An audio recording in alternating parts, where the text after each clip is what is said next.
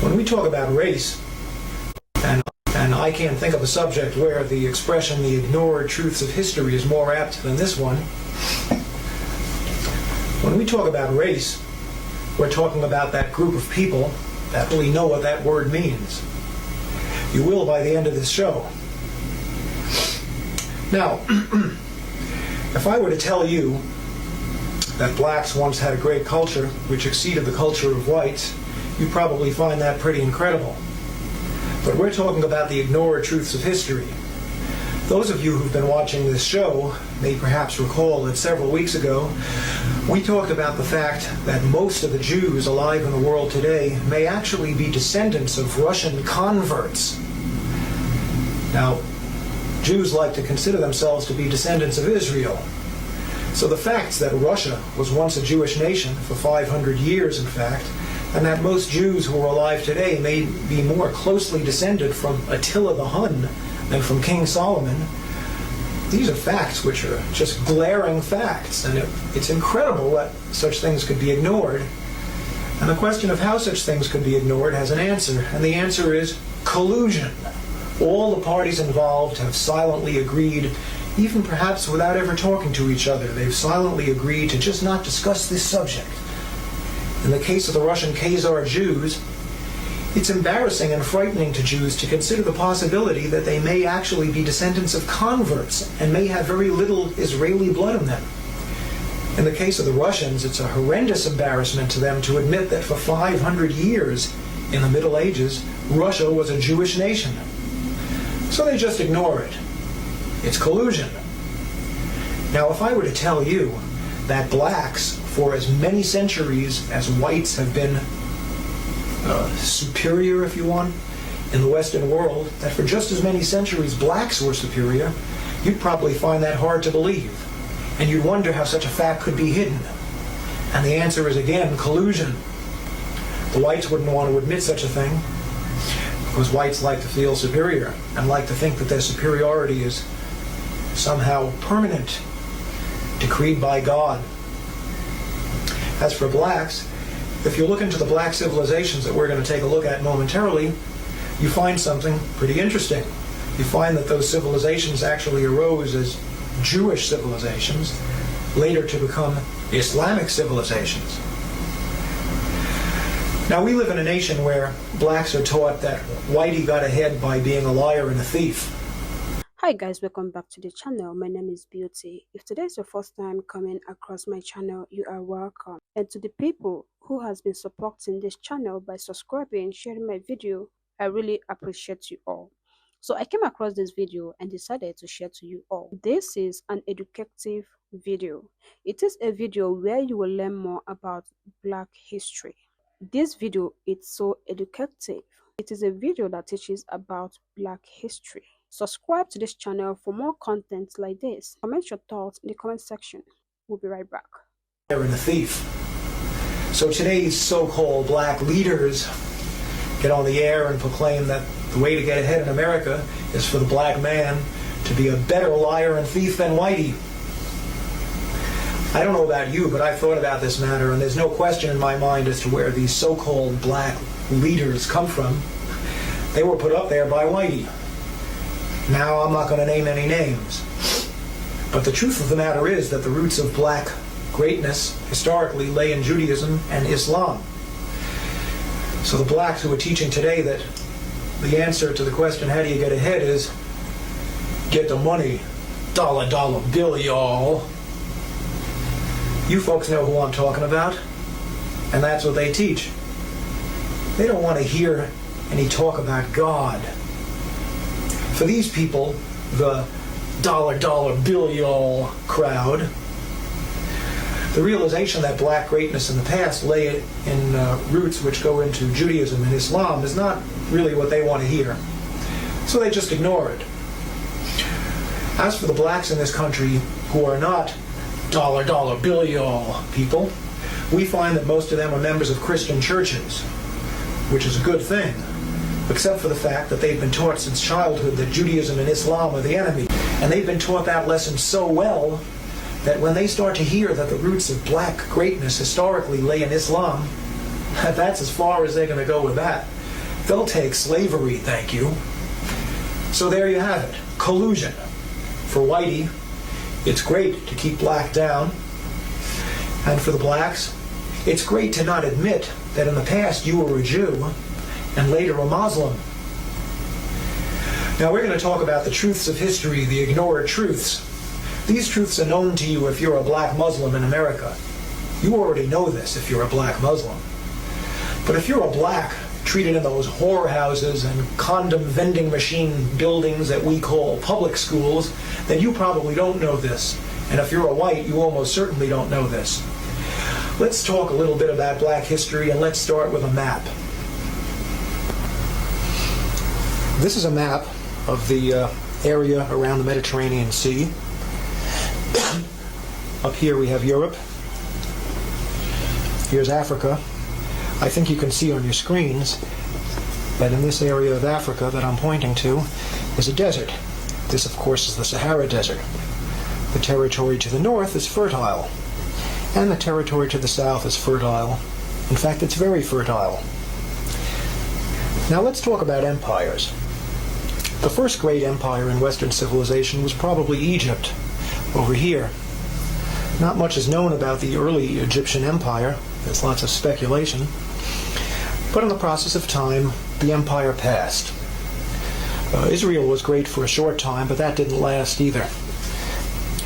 Now, I don't have to tell you that a great empire arose in Greece. Most historians of intellectual Western history trace the history of Western intellectualism to Greece. Now, the Greek Empire didn't last too long, a number of centuries. One could reasonably ask why Greece became so great and why it was unable to hold on to its greatness. One could write whole books on that subject, and I'm sure that lots of such books have been written. But the fact of the matter is that for whatever reason, the Greek Empire rose, the Greek Empire fell. Subsequently, Western civilization moved over here to Italy. That's, of course, what we now call the Roman Empire. The Roman Empire at its peak stretched from Spain all the way around the Mediterranean, encompassing Arabia and parts of northern Africa. The Roman Empire lasted longer than just about any other, better part of 1,000 years. But in the process of time, Rome passed as well. There was a Persian Empire, which had its roots over here in Persia, actually over here, Iran. The Persian Empire at its peak stretched from Egypt, encompassing most of the Middle East, just about up to Greece. And the Persian Empire passed as well. The end of the Persian Empire came, I guess around the year 640 or so, when the armies of Muhammad began to conquer the Middle East, a process which was completed with lightning rapidity. So the next great empire was the Empire of Islam, an empire which, in many respects, has not ended to this day. It arose in Saudi Arabia, immediately conquered the entire Middle East, conquered Persia. The Persian Empire was Zoroastrian in religion. They got rid of that, replaced it with Islam. They tried desperately to get into Europe at this end and failed, but what they did do was they came across North Africa, and North Africa fell to the Muslims. It fell quickly, so that by the year 710, they were over here at the Straits of Gibraltar. That was only, about 60 years after the death of Muhammad. It took them only 60 years to conquer the entire Middle East and get over to this point right here. This puts us at the year 710 AD. Now in the year 710 AD, a fellow by this name, let's get him to stand up a little better, Tariq ibn Ziyad, means Tariq the son of Ziyad.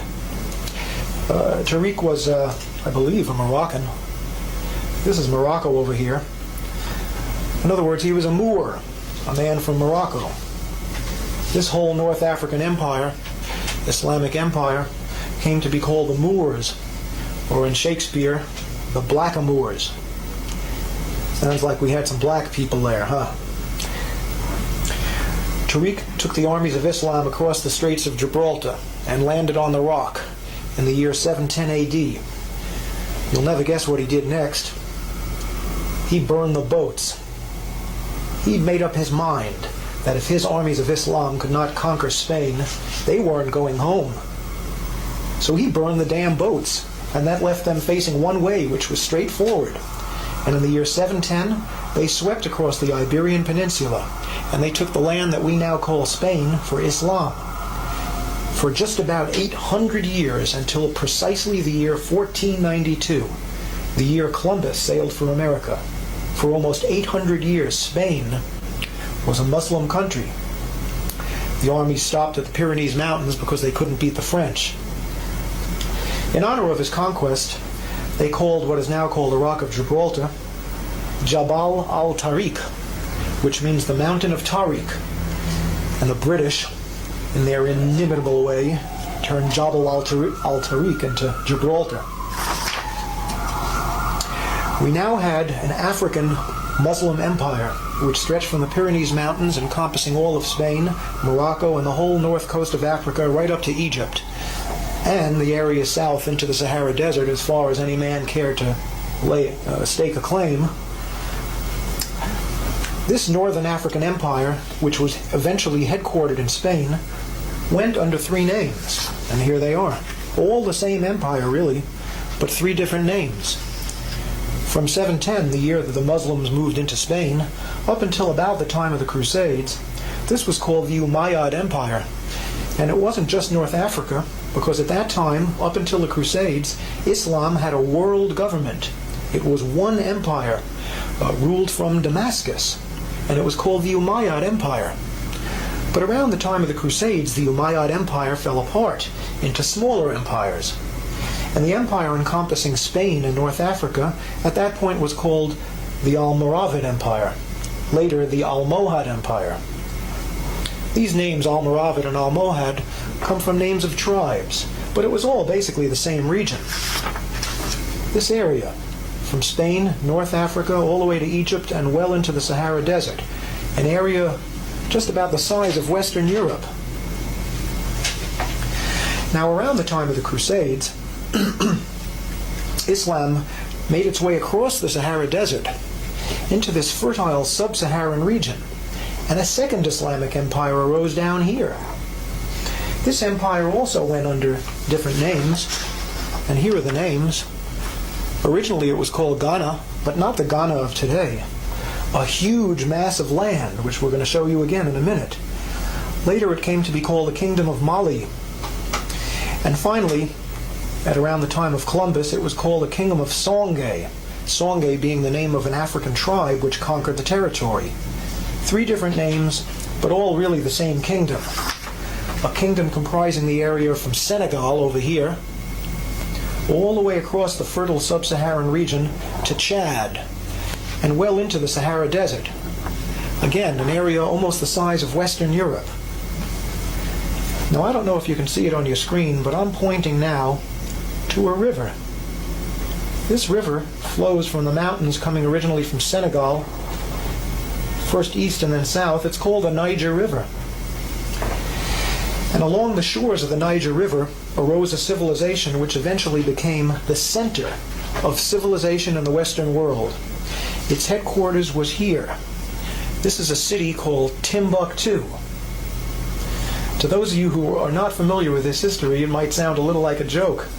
Timbuktu. Timbuktu, at the time that Columbus sailed for America, was the center of Western civilization. Right here in the heart of Africa, on the shores of the Niger River. In other words, this was a city of niggers, some people would like to call them. But they outdid Whitey. Europe at this time was a mess. There was no real civilization to speak of. The Renaissance was just starting at the time that Timbuktu, down in the heart of so-called darkest Africa, was the center of world civilization. Sounds impossible, doesn't it? Not only is it possible, it was true. And if you don't believe it, look it up in any encyclopedia. Historians will get away with this. This cult facts of history involves would just as soon not think about it. Now, before proceeding, I want to show you a few books. This book is called From Babylon to Timbuktu, written by Rudolph Windsor. I've spoken to Rudolph Windsor a few times. He's a great writer, and he takes the history of the sub-Saharan black empires as well as the northern Saharan black empires, and makes them very readable. All the information in this book can be verified in any encyclopedia, but it's more interesting to read it here. Because Mr. Windsor is a sponsor of this show, we're going to be giving the address of his publishing company at the end. You can also obtain this book in many black bookstores or street stalls which cater to black books, although you won't necessarily be able to find this in Barnes & Noble. Great book. Here's another book which is a big source of information for me. It's called World's Great Men of Color. And this is a book you shouldn't have too much trouble finding in a library or elsewhere. It was written by J.A. Rogers, one of the great black writers of the early 20th century. Finally, here's a book that I'd love to be able to talk about, but I doubt there'll be time. It's called The Sign and the Seal by Graham Hancock. It was a bestseller for its genre not too long ago. It tells the story of the Ark of the Covenant. And if you're like me, by the time you finish this book, you're going to believe, as the author believes, that the Ark of the Covenant is in Ethiopia, where it's been for thousands of years. That is, God, if Mr. Hancock is correct, gave the Ark of the Covenant to niggers. Think about that. Of course, a lot of people don't believe that. I'm not 100% sure it's true myself, but I'm about 90% convinced. In any event, I don't think we're going to have time to talk about the Ark today. Let's talk about Spain during the Middle Ages. I want to read something to you. I want to read you a little passage about Moorish Spain as Europe's cultural center. Although the white Christians of Spain deeply desired during this entire period to expel the blackamoors from their country, it is nevertheless an undisputed historical fact that medieval Spain was the cultural, educational, and scientific center of Europe. The Moorish kings lived in castles of highly polished marble, with elaborately carved walls and beautiful mosaic floors, while European kings lived in cold, damp castles of unfinished stone, crude by comparison. The streets of Spain's capital city, Cordova, were well paved and completely illuminated by public lights, at a time when the streets of London were dark and covered with mud. The Moors possessed all the knowledge of ancient Greece, which was lost to Europe until the Renaissance. They made important contributions to philosophy, medicine, mathematics, chemistry, astronomy, and botany.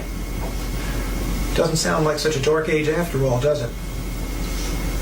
There were academies for the rich, free schools for the poor, and libraries containing books from all over the world. The Jews of medieval Spain got along famously with the Muslims, and for them the sojourn in that nation is remembered as being the second most glorious period in their history, exceeded only by the glory of the reigns of David and Solomon in ancient Israel. Medieval Spain was the time and place of Maimonides and many of the other great Old Testament scholars, whose works constitute the foundations of modern Jewish thought. Throughout the Middle Ages, the white Christians of Spain endeavored to thrust out the Moors. It took them until 1492 to do that. When Isabella and Ferdinand finally defeated the last Moorish king in Granada, in the same year that they financed Columbus's trip to America, they immediately expelled all Jews who refused to accept Christianity. This is not at all surprising. Since the Jews had actively supported the Moorish conquests, the Christians were not about to take any chances on losing what had taken them 800 years to regain. The day the last Moors and Jews were expelled from Spain was counted as a great day in Spanish history. But was it? It's true that Spain, largely through the strength of its navy, had achieved the status of a world power. But in less than a century, the Spanish Armada was defeated by England, and the nation went into a great decline. Now we're going to ask a very important question. During the Middle Ages, were Spain's Muslim rulers really black?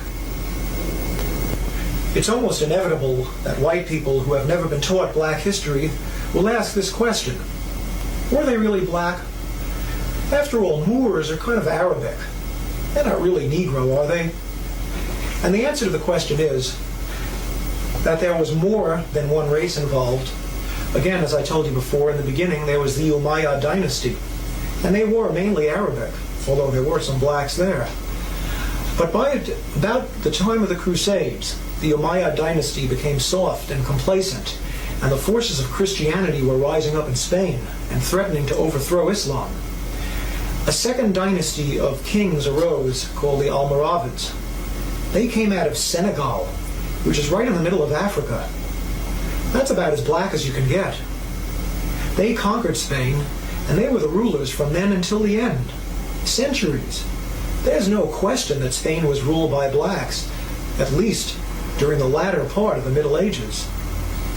The third dynasty, the Almohads, was also a mixed dynasty. The greatest of the Almohad kings was a fellow who they called Al-Mansur, which means the Invincible. His actual name was Yaqub ibn Yusuf, which means Jacob, son of Joseph, almost like a Jewish name. Al-Mansur arose at a time when the Christian forces were really rearing up and threatening to expel Islam.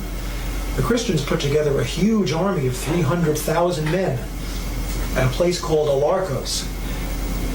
Al-Mansur called together all the forces of Islam from all across North Africa, all the way to Egypt, and put together an army which beat the Christians at Al-Alarcos in one of the greatest battles in history.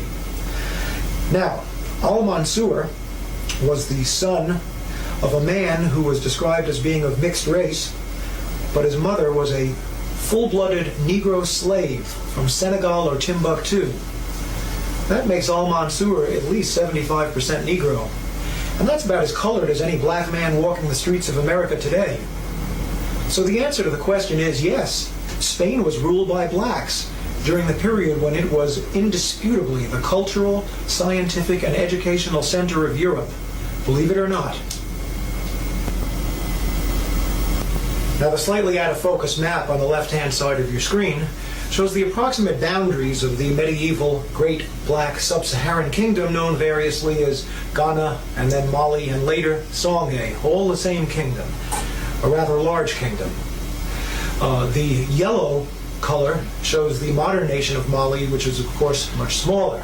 And right in the midst of it is a large black arrow showing the location of Timbuktu, the greatest city of that nation. I'd like to read you something about Timbuktu. This kingdom was originally called the Kingdom of Ghana. From about 300 AD up to the time of the Crusades, Ghana was a Jewish nation. This has been documented by the writings of one Eldad the Danite, whose works constitute the main historical source of information for this time or place. So this was a Jewish kingdom. Did you know that there were Jewish kingdoms in Africa? After North Africa was converted to Islam, an immensely lucrative trade developed between Ghana and the Islamic states to the north. In other words, the empire that was centered in Spain, which we talked about. At first, the Ghanans traded gold, then iron, which was used to make weapons. Eventually, they traded grain, which proved to be the most lucrative of all. Shortly after the year 1000 AD, the kings of Ghana converted to Islam. Subsequently, the city of Timbuktu became the center of trade for the entire world, not just Africa. At that time in history, movement of goods across Europe from land was out of the question, because Europe was a collection of warring barbarian states. So all goods from the East, and that means all goods period, because there weren't nothing being made in the West at that time, all goods from the East were brought to Egypt, where they were loaded onto caravans. The caravan routes all converged at Timbuktu, which, by the 15th century, had become one of the wealthiest cities in the world. From Timbuktu, the goods were transported 1,000 miles to the Atlantic coast, from where they were loaded onto ships bound for Europe. In the 14th century, the University of Sankore was founded at Timbuktu, and this city began to become one of the world's leading centers of academic learning. Ghana, which by then was known as Songhai, came to be known as the Mecca of the Sudan. By the year 1500, this empire in the heart of so-called darkest Africa had become the center of the Islamic world, at a time when the Renaissance in Europe had barely begun. The students of Timbuktu were sent out to the great Muslim universities of Spain, North Africa, and Asia, and the learned men of all races and nationalities were paid handsomely to come into Timbuktu to teach. The commodity which came to be the most profitable object of trade in Timbuktu was not gold or silver or grain, but books. It has been written that there were more books in the library of the University of Sankore than in all the libraries of Europe combined. It is also said that the entire body of male free citizens was literate. Leadership and authority were in hands of the learned scholars of the city. There was a legendary 14th century Muslim traveler named Ibn Battuta. He's kind of like the Marco Polo of the Arab world. And this is what Ibn Battuta had to say about Timbuktu, and I quote, "The inhabitants had a greater abhorrence of injustice than any other people. Neither the man who travels nor he who stays at home has anything to fear from robbers or men of violence." The driving force behind these developments was God and nothing else. Timbuktu arose as a Jewish empire and blossomed under the banners of Islam. There's no question about what the source of greatness was, not black skin color, but God. So maybe you're starting to understand what I mean when I say whoever you thought you were, you're a Jew. We're out of time now. Please tune in next week when we're going to talk about the relationship between God and enlightenment. Are there two different ultimate realities, or are these two the same? Or maybe they're both wrong. If you want to know the answer to the question, tune in next week and find out. Thank you and goodbye. Hi brothers and sisters, welcome back to the channel. If you are here to subscribe to this channel, please subscribe to the channel to support the channel. You know, this video speaks something real. It touches our longing to know who we are. It pushes against erasure, and that matters.